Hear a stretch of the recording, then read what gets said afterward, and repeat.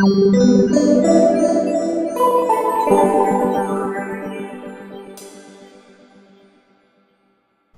everyone, it's Jake. Welcome back to another episode of Churning 101. So today what I wanted to talk about was what exactly do you do to churn a credit card? I'm going to break it down to 3 easy steps.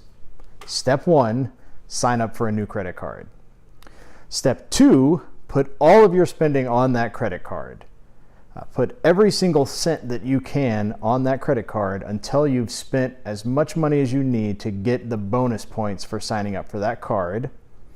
Step 3, get the bonus. There's only 3 steps. Go back to step 1, sign up for a new card, and get the bonus from that one from putting all your spending on it. So let's break it down. Step 1, you sign up for a new credit card, then it comes in the mail. What do? Well, take your wallet, look at whatever card that you have in there right now. So for me, most recently, I was spending on this one, the World of Hyatt card. So take that one out of your wallet. I'm not spending on the World of Hyatt anymore. The most recent card that I've gotten was the Barclays Arrival Plus. So I took that card when it came in and I slid it into my wallet. And now, when I go out to the store, when I go to a restaurant, I pull out that Arrival Plus card and use it instead. And that's what you need to do. Whatever is in your wallet right now that you're spending on, take it out, put that new credit card in. So then one thing that's really important that you can do here is change over all your automatic payments and recurring payments. So I have a checklist that I use that every time I switch over to a new credit card, I can see what payments I need to go change. And I'm going to show that to you right now.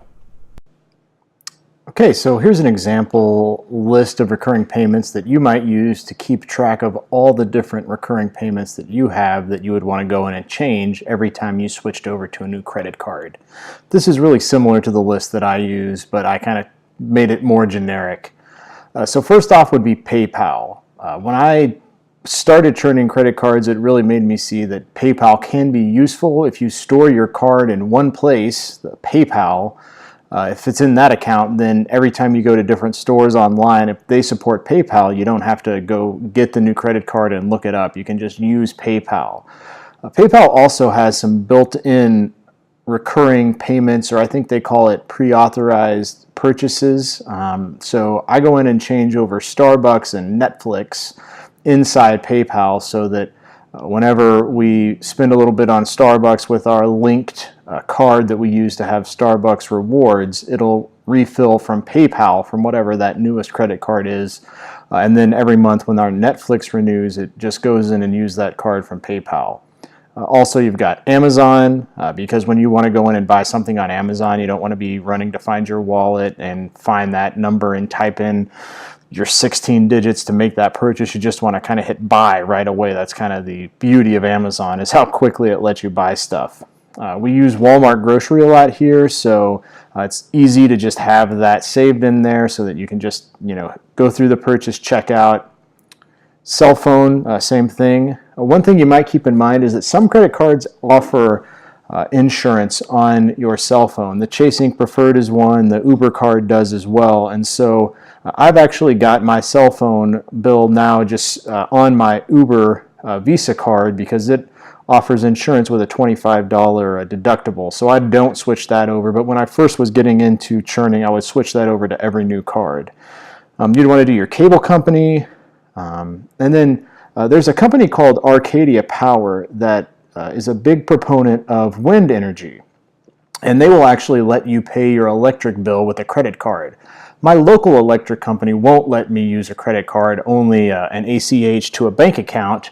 But when I signed up with Arcadia Power, they will go ahead and let me pay my bill with a credit card, and then they will pay my electric company with a check or a ACH payment. I'm not sure exactly how they do it, but I signed up for that right away. There's no extra fees or anything, so I don't know if that's going to stay around forever, but as long as it does, I'm going to use that. Switch over my iTunes account for Apple Music, and we pay for some extra storage space there. Then we go over and we have a couple of charitable donations that come out every couple of weeks. So I think we have about 3 charities that we support regularly, and we go ahead and go in and change those over to the new credit cards. Now, one thing you might want to keep in mind is that those charities have to pay every time somebody uses a credit card. So if you have a certain amount that you want to give to a charity and you don't want them to be hit footing the bill, it might be a nice thing to do to bump that up by 2 or 3% to cover the credit card fee. I go into the Uber app and change over to the new card. I don't use Uber a lot. We use it for Uber Eats more than anything else.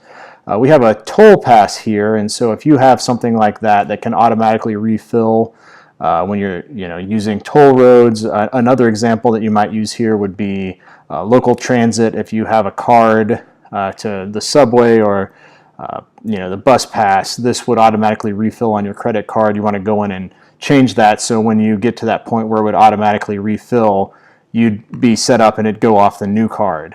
I have a couple of domain names through GoDaddy, so I go in here and change them because they renew every couple of months, because I've got, I signed up for some in January and some in May, and I never can remember. They're all on automatic, so I just go in and change it so that they're all on the new card. And then Dosh and Yelp Cashback are both card-linked cashback programs where you go in and put in a credit card number, and then if you spend with certain merchants, they will go ahead and give you cash back. So there's a lot of information online you can see about this, and I might do a video in the future about it. But those are just examples of places that I go put in the new card number, and then every now and then you'll get some cash back from there. So that's just a list of some example payments that I have to do when I switch over to a new credit card. Your list will probably be different. That was really just intended to help you start thinking through what automatic payments do I have and what can I switch over so that every dollar is going to meeting the minimum spending requirement for this new card. So as you switch over to this new credit card, one thing that is really, really important is that you have to track your expenses every day, every couple of days.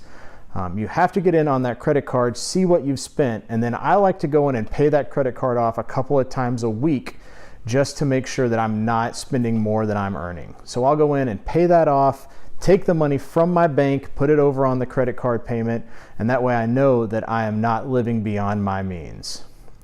So as you're spending this money, one thing that I also like to do is, say your card has a $3,000 requirement that you have to spend in order to get the bonus. Well, I don't spend just $3,001.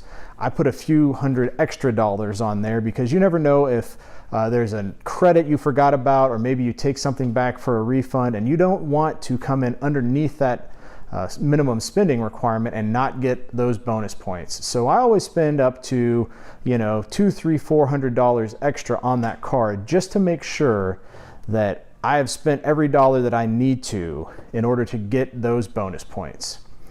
So then the other thing I do is, when I get to that point where I've hit that bonus or I'm about to go over, I go and apply for my next card that I want to churn and get those bonus points. It takes a week or two to get that card after approval, so you want to make sure that you have that card before you hit the minimum spend or the little bit over on that first card that you're working on, so that you're ready to go with a new card to start earning bonus points as soon as possible.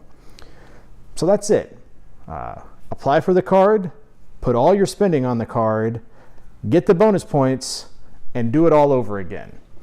I've been doing this for a couple of years now, and I've racked up hundreds of thousands of points. If you watched the first video, you saw that I've been able to take thousands of dollars of travel with my family that I never would have been able to before. And it's all because I'm churning these credit card bonuses and switching from card to card to get the benefits, to get those points. So if you have any questions about this process, I hope that this just kind of showed you what I do, the basic nuts and bolts of what you do when you get a new credit card to get those bonus points. If you have any questions, leave them in the comments down below. Please hit that subscribe button, and I'll be back soon with another Churning 101. Thanks.